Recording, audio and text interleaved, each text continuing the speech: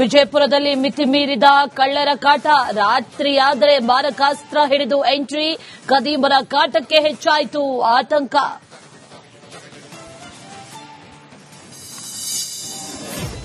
ಆರೋಗ್ಯ ಕ್ಷೇತ್ರಕ್ಕೆ ಸರ್ಕಾರದಿಂದ ಹೊಡೆತ. ಸಮುದಾಯ ಕೇಂದ್ರಗಳ ಡಿಗ್ರೇಡ್ಗೆ ಚಿಂತನೆ. ರಾಜ್ಯದ ಎಲ್ಲ ಡಿಎಚ್ಒಗಳಿಗೆ ಪತ್ರ.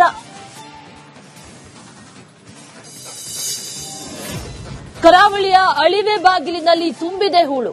ಸರ್ಕಾರಕ್ಕೆ ಕಾಣ್ತಿಲ್ವಾ ಮೀನುಗಾರರ ಗೋಳು. 100ಕ್ಕೂ ಅಧಿಕ ಬೋಟ್ಗಳು ಹಾನಿಗೀಡು.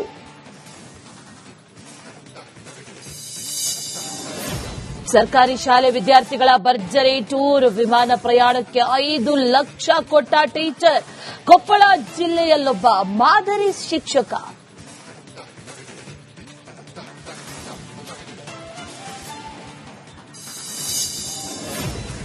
ನಂದಿ ಬೆಟ್ಟಕ್ಕೆ ಪ್ರವಾಸಿಗರ ದಂಡು. ವೀಕೆಂಡ್ ಹಿನ್ನೆಲೆ ಸಾವಿರಾರು ಸಂಖ್ಯೆಯಲ್ಲಿ ಆಗಮನ.